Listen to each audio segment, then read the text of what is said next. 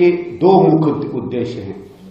एक तो आतिशी जी ने कोई 5-6 दिन पहले एक प्रेस कॉन्फ्रेंस में इस बात को कहा कि मुझे भारतीय जनता पार्टी से सैकड़ों करोड़ों मिलते हैं।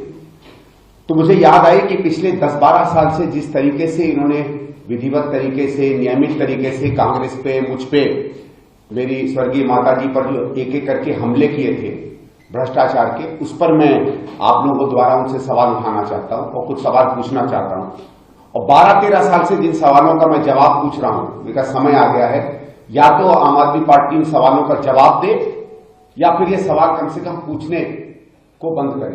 दूसरा क्या है, मैंने देखा है कि 10 साल बाद जो सरकार आई है केजरीवाल साहब की, वो अपना हिसाब किताब दे रहे हैं, तो कुछ इंटरव्यू देते हैं, कई जगहों पर बात करते हैं और उन्होंने कई आंकड़े जनता में फेंकने शुरू किए हैं कि किस तरीके का उन्होंने विकास किया है पिछले 10 सालों में। और मैं आप लोगों से थोड़ा सा समय चाहूंगा, उन्हीं के आंकड़ों को मैं उन्हीं के सामने प्रस्तुत करता हूं और ये आप लोग तय करिएगा कि क्या ये लोग कहते हैं क्या नहीं कहते। क्योंकि दिक्कत क्या है, दिक्कत ये नहीं है कि कोई सरकार अपनी बात को बढ़ चढ़ कर बताती है, पर दिक्कत है अगर सरकार सीधे सीधे झूठ बोले, और मैं तो कहूंगा आदतन झूठ बोले, तो बहुत बड़ी दिक्कत होती है। और अंत में 2-1 पॉइंट उसके बाद रहेंगे।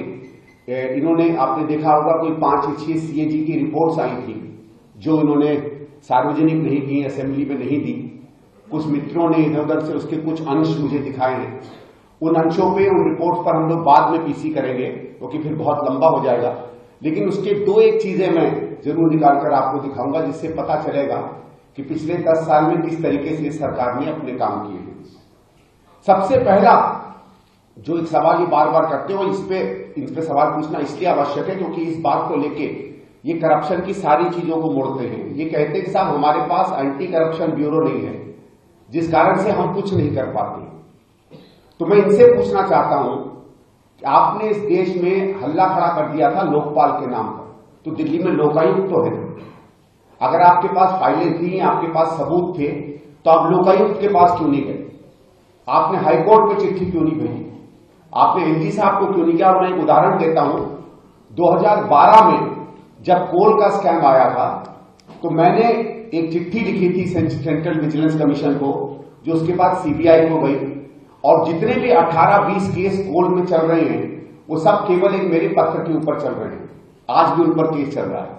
तो यही केजरीवाल के पास अगर एक पैराग्राफ का भी सबूत था, तो मैं आज पूछना चाहता हूं क्यों वो सबूत बाहर नहीं आए? ये 360 पेज का एक सबूत लेकर घूमते थे शीला जी के खिलाफ। ये कई बार लोगों ने मुझसे पूछा, इनसे पूछा, लेकिन कभी इनको प्रेस कॉन्फ्रेंस में इनसे क्यों नहीं पूछा जाता है कि वो 360 पेज क्या थे? क्योंकि मुझे विजय कुमार मल्होत्रा जी ने एक बार बताया था कि भारतीय जनता पार्टी का एक डेलीगेशन गया था जब ये मुख्यमंत्री बने थे, और इनसे कहा था कि आपके पास 360 पेज के सबूत हैं, उन सबूतों का आप क्या कर रहे हैं? तो केजरीवाल साहब ने वो सबूत सामने किए, और वो सबूत क्या थे? वो 360 पेपर की कटिंग थी। ये शायद पहला व्यक्ति होगा जो पेपर की कटिंग को बतौर सबूत प्रस्तुत करता है। मैं एक और इनसे प्रश्न पूछना चाहता हूं। आप लोगों को याद होगा जब कॉमनवेल्थ के खेल हुए थे तो उसके बाद सीएजी की एक रिपोर्ट आई थी। एक रिपोर्ट गई थी भारत सरकार में, जो भारत सरकार की लोकसभा की पब्लिक अकाउंट्स कमेटी को गई थी, और दूसरी रिपोर्ट स्टेट असेंबली में आई जो स्टेट की पब्लिक अकाउंट्स कमेटी को गई थी। उस कमेटी पे बातचीत हुई, वो कमेटी ने अपना काम पूरा नहीं किया, सरकार हट गई। उसके बाद 13 का चुनाव हुआ, फिर 15 का चुनाव हुआ। 67-70 में से शायद 67 विधायक लेकर ये लोग आए। स्वाभाविक है कि पब्लिक अकाउंट्स कमेटी में जितने सदस्य रहे होंगे, एक आध बीजेपी का छोड़ के बाकी सब आम आदमी पार्टी के रहे होंगे। पूछिए ना इनसे, पब्लिक अकाउंट्स कमेटी दिल्ली सरकार की उस सीएजी रिपोर्ट की रिपोर्ट कहां है? जिस सीएजी की रिपोर्ट, जिस कॉमनवेल्थ की रिपोर्ट पर ये हल्ला करते थे, उसकी एक्शन टेकन रिपोर्ट क्यों नहीं निकाली है दिल्ली सरकार ने? क्यों नहीं उन चीजों पर, उन मांगों पर ये बात कहते हैं जिन बात पर ये बार बार इल्जाम लगा रहे थे? अभी 2 या 3 दिन पहले एक चैनल पे इन्हीं के एक वक्ता ने मुझसे कहा कि मेरे बिजनेस इंटरेस्ट है दिल्ली में। मैं आज नहीं, मैं 10 साल से इस पार्टी से कह रहा हूं, हिम्मत हो तो एक सबूत दीजिए ना। और मैं आप लोगों के माध्यम से कहता हूं, मुझे भी न्याय चाहिए, एक सबूत दिखाइए। पूरी दिल्ली में इन्होंने इस बात को फैलाया। मैं स्पष्ट करना चाहता हूं, आपने देखा होगा ये ऑरेंज रंग की जो बसें चलती हैं, पूरी दिल्ली में कहा गया है कि ऑरेंज रंग की बसें मेरी हैं। मैंने एक पत्र लिखा आज से 3-4 महीने पहले डिम्स को, मैंने कहा साहब टिम्स में अगर मेरी बसें चलती हैं तो पिछले 10 साल में मुझे तो 1 रुपया किराया नहीं आया है, या तो मुझे किराया भेज दीजिए या स्पष्ट कर दीजिए बसें किसकी हैं। मेरे पास तो अभी तक टिम्स का जवाब नहीं आया। मैंने एलजी साहब को आज से 1-1.5 साल पहले पत्र लिखा और तमाम जो चीजें पब्लिक में चलती थी सबका उल्लेख करके कहा कि आप इन पे इंक्वायरी बिठाइए, क्योंकि मुझे किसी चीज का भय नहीं। मैंने एलजी साहब से रिक्वेस्ट की कि आप इंक्वायरी बिठाइए और वो 8-10 चीजें जो कही जाती थी मेरे बारे में सब मैंने स्पष्ट की कि एक भी अगर आपको सच मिले तो आप उसको नेशनलाइज कर दीजिएगा और मुझे जेल भेज दीजिएगा। एलजी साहब का भी उसके बाद कोई पत्र मेरे पास नहीं आया। मैं 1-2 और आपसे सवाल पूछता हूं और आपके द्वारा केजरीवाल जी से पूछता हूं। आपको याद होगा बिजली पर यह कहते थे कि बिजली में इसलिए रेट हाई है क्योंकि दिल्ली सरकार और बिजली कंपनियों के बीच में भ्रष्टाचार है। अगर भ्रष्टाचार था और फिर इन्होंने कहा था कि जब हम आएंगे तो बिजली की कंपनियों का जो एकाधिकार है उसको हम हटाएंगे, यानी आप बीएससीएस नहीं किसी से भी बिजली ले सकते हो, आप एनडीपीएल नहीं किसी से भी ले सकते हो। और दोनों कंपनियों को उन्होंने भ्रष्ट बताया था कि दिल्ली की सरकार कांग्रेस की सरकार के साथ उसका मेल जोल है। जब आपकी सरकार आई तो कहां गया वो मेल जोल? एक कंपनी बताइए, एक कदम बताइए जिसमें आपने इन कंपनियों पर एक भी सवाल उठाया हो।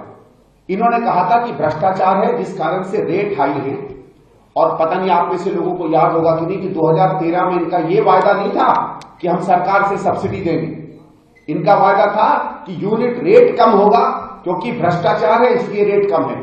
1 पैसा भी वो रेट कम नहीं हुआ। ये सवाल इनसे पूछने पड़ेंगे क्योंकि इन्हीं सवालों को लेकर इन्होंने शीला जी को और उनकी सरकार को ऊपर से नीचे तक बदनाम किया था और बदनाम हुई थी ये सरकार।